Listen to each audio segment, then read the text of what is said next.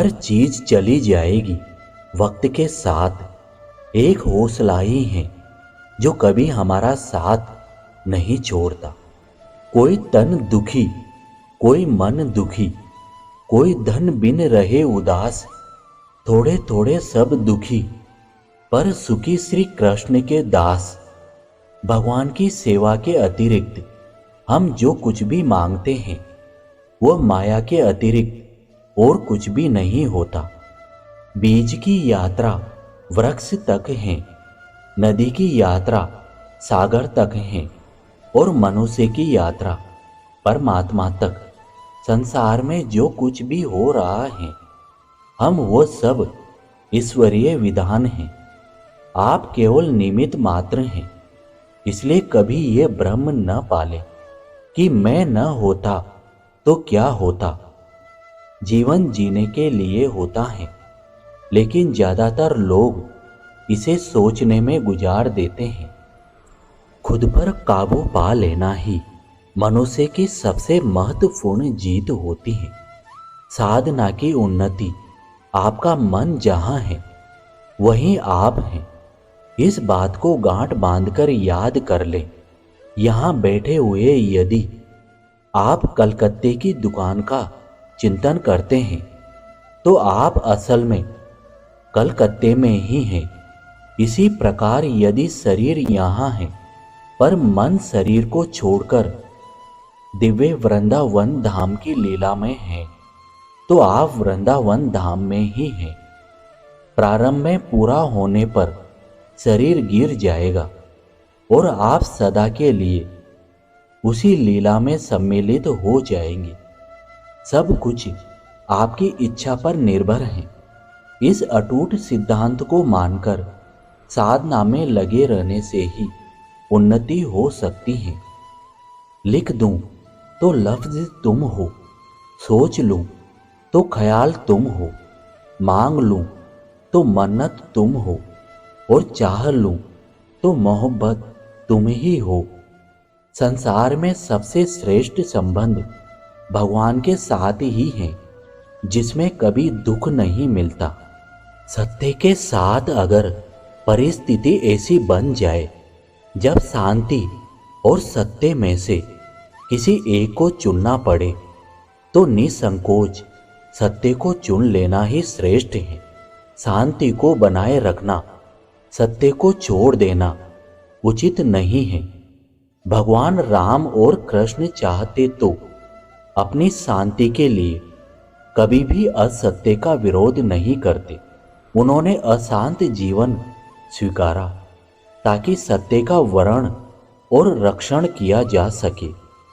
यद्यपि जीवन का लक्ष्य शांति प्राप्ति ही है, मगर वो शांति जिसकी प्राप्ति सत्य के द्वारा होती है, अतः सत्य के द्वारा शांति छोड़ी जा सकती है, मगर शांति के लिए कदापि नहीं।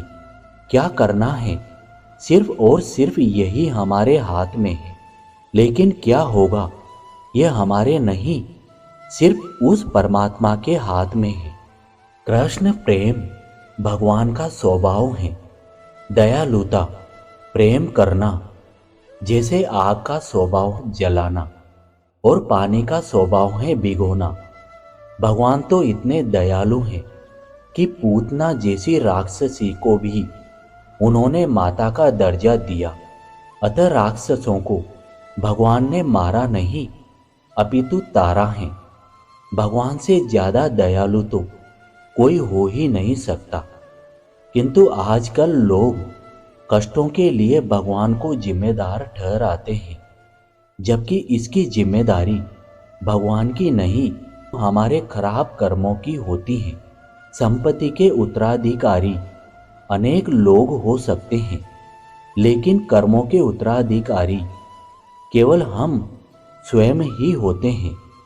जितना आसान किसी की तरफ उंगली उठाना है, उससे कई गुना मुश्किल है किसी को सहारा देने के लिए उसकी उंगली पकड़ना।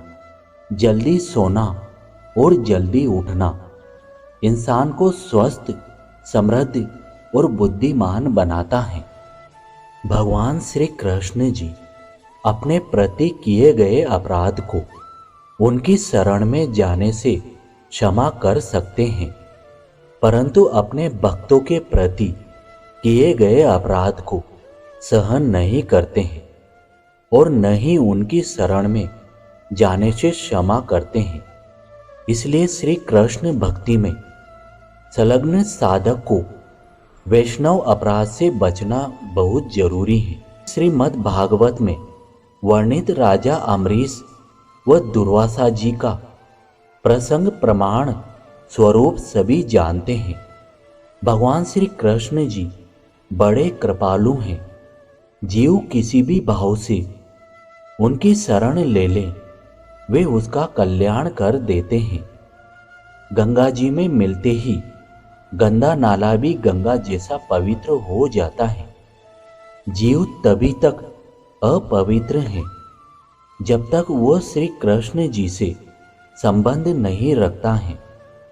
गीता में भगवान श्री कृष्ण जी कहते हैं कि मेरी कृपा के बिना, मेरा आश्रय लिए बिना, भजन किए बिना, मेरी बनाई हुई माया से कोई मुक्त नहीं हो सकता है। श्री कृष्ण जी में कैसे भी हमारा चित्त लग जाए, एक बार उनसे संबंध बन जाए तो फिर कल्याण होने में देर नहीं लगती। श्री कृष्ण जी को कुछ न कुछ जरूर बनाओ। दास नहीं बन सकते हो तो मित्र, पुत्र, पति, प्रेमी, स्वामी बनाओ, नहीं तो कंस दुर्योधन की तरह शत्रु भी बना लोगे तो भी कल्याण निश्चिंत है। अब इन आखिरी शब्दों में आपको बहुत बहुत धन्यवाद देता हूँ। आशा करता हूँ कि इस वीडियो से आपको कुछ सीखने को मिला होगा। तो आप इस वीडियो को अपने दोस्तों और रिश्तेदारों को लाइक और शेयर जरूर कीजिए और हमारे साथ बने रहने के लिए चैनल आर अकेला राही को सब्सक्राइब जरूर कीजिए। मिलते हैं अगले नए वीडियो के साथ। तब तक आप अपने स्वास्थ्य का ध्यान रखें। जय श्री कृष्ण।